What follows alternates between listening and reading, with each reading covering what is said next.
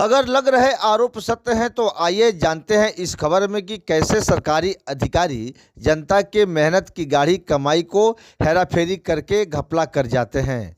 नया मामला रक्सौल नगर परिषद का है, जहां सरकारी रुपयों के हेराफेरी का मामला सुर्खियों में बना हुआ है और लग रहे आरोप अगर सत्य हैं तो यह कार्यालय नगर परिषद का कार्यालय नहीं बल्कि हेराफेरी का कार्यालय बनकर रह गया है।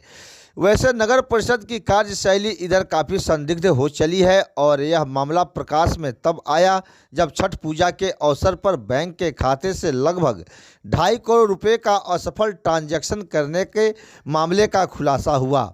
इसकी जांच साइबर क्राइम की पुलिस कर रही है और नगर परिषद के हेराफेरी का सूत्र इतना गहरा और लंबा है कि मधुबनी से 2 लोगों को साइबर पुलिस ने गिरफ्तार किया है।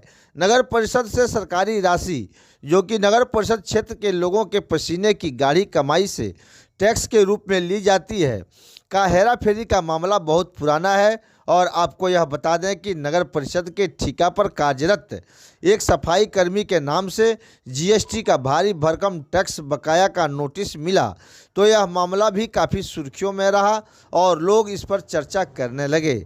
इधर रक्सौल के सामाजिक कार्यकर्ता नूरुल्लाह खान ने भी इस हेराफेरी का खुलासा किया है और इनकी बातों की पुष्टि द न्यूज़ नहीं करता है, लेकिन अगर इनकी बातें सत्य हैं तो नगर परिषद में करोड़ों रुपए का हेराफेरी हो चुका है। इसमें इन्होंने कई लोगों की संलिप्तता की बात कही है और जानने वाली बात यह भी है कि अगर इतनी बड़ी राशि की हेराफेरी हुई है तो इससे नगर परिषद के मुख्य कार्यपालक पदाधिकारी अनुभूति श्रीवास्तव अनजान कैसे रह सकते हैं। नूरुल्लाह खान ने स्पष्ट आरोप नगर परिषद के एक कर्मी पर भी लगाया है जो विगत 10 वर्षों से नगर परिषद रक्सौल में कार्यरत है और आज तक इसका तबादला नहीं हो सका।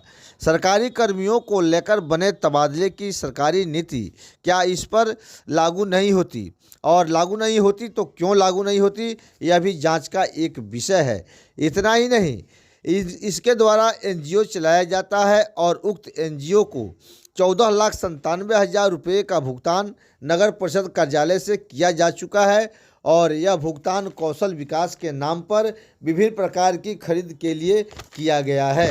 फिर भी रक्सौल कूड़े के ढेर पर है, ये किसी से छुपी हुई नहीं है, बात नहीं है। ये प्रत्यक्ष को क्या प्रमाण देना है? तो ये मेरा एक सवाल है, इतना बड़ा घोटाला क्यों नगर परिषद में हो रहा है? किस परिस्थिति में क्यों सभापति महोदय हाईकोर्ट गई या फिर क्यों उनको पेमेंट कर दिया गया? ये क्या आपस में समझौता हुआ? ये पब्लिक डोमेन में आना चाहिए। तीसरा हमारा है कि जो अभी छठ घाट बीता है तो छठ घाट में विभिन्न घाटों को पैसा दिया जाता है सजावट के लिए। उसके बाद इसमें जेसीबी मशीन दिखाया गया, लगाया गया है, लेबर दिखाया गया, लगाया गया है, वॉल पेंटिंग हुआ है और होर्डिंग बोर्डिंग जो आप देख रहे होंगे प्रचार तंत्र में, जिनमें सभापति महोदया का फोटो, उनके पुत्र का फोटो, स्टैंडिंग कमेटी के कुछ लोगों का फोटो, नगर परिषद के द्वारा शुभकामना दिया गया है। ये सब का approx miscellaneous cost near about 1 crore रुपया का प्रावधान है खर्च निकालने का। तो क्या छठ घाट में इस समय मिला कि 1 करोड़ रुपया नगर परिषद द्वारा खर्च किया गया है? ये अपने आप में जांच का विषय है। तो ये पब्लिक डोमेन का पैसा है, पब्लिक का खून पसीने की कमाई का पैसा टैक्स के रूप में दिया जाता है, वो है।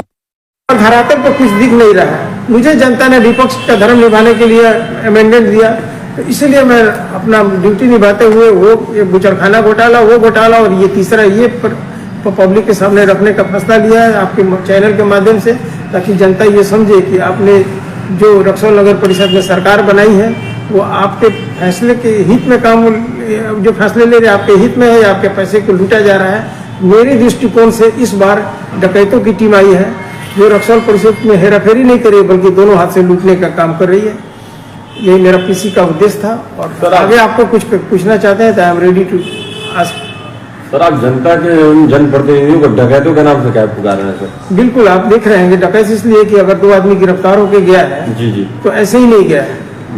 स्कूटी महोदय इनकार कर रहे थे, कुछ नहीं हुआ है, टेक्निकल एरर है, ये है वो है। तो फिर जब हम बोले कि FIR कीजिए, जांच होगा, मेरे हो हल्ला पर FIR हुआ। हम चारों तरफ ईमेल किए, बड़े बड़े नेताओं से, कुछ अफसर लोगों से फोन करवाए, तब दबाव में आकर ये FIR किए और इसमें 2 आदमी गिरफ्तार हुए। तीसरा व्यक्ति यहाँ कलकत्ता छापा पड़ा, वो फरार है। वैज्ञानिक स्तर पर जांच आगे बढ़ रही है। मुझे आशा है कि इसमें भी बहुत बड़ा अपडेट है। अच्छा नूरुल्लाह खान जी, मेरा एक और क्वेश्चन है, इसमें का मास्टरमाइंड कौन है जो रक्सौल के खजाने पर घोटाले करने का हाथ डाला है? देखिए स्पेसिफिक तो मैं बहुत नहीं कर सकता हूँ, लेकिन इसका ईओ के पास वित्तीय अधिकार है और 40 लाख से अधिक कोई भी वित्तीय अप्रूवल होता है तो उसमें सभापति की अनुमोदन आवश्यक है। उसके बाद जो डेटा इंजीनियर थे अजीत कुमार, ये मास्टरमाइंड आदमी है। आशीष कुमार को तो फंसाया गया है। देखिए आप मोबाइल चलाते हैं, ओटीपी हमेशा आते रहता है तो उसको डिलीट कर, ओटीपी से ये प्रमाणित नहीं हो रहता है कि इससे पैसा का निकासी हो रहा है, तो बहुत सारी चीज का ओटीपी आते रहता है। आशीष कुमार को इसमें फंसाकर बलि का बकरा बनाकर छोटी मछलियां को गर्दन काट कर बड़ी मछलियां बचने का काम कर रही है। लेकिन हमको नहीं लगता है कि जो जांच हो रहा है सही दिशा में हो रहा है। आपको अपडेट मिलेगा। धन्यवाद।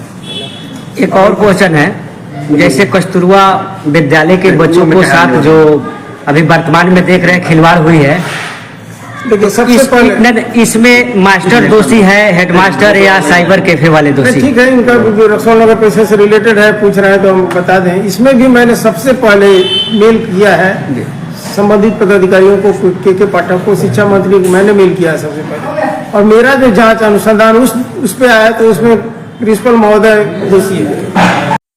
आपने रक्सौल नगर परिषद के सामाजिक कार्यकर्ता नूरुल्लाह खान की बातों को सुना और इनके द्वारा जो आरोप लगाए जा रहे हैं वह कितने हकीकत हैं यह तो जांच के बाद स्पष्ट होगा। लेकिन उक्त एनजीओ को उपकरणों की खरीद के लिए जो राशि दी गई है वह धरातल पर है अथवा फर्जी बिल के आधार पर रुपयों की हेराफेरी की गई है, यह भी जांच का विषय बनता है।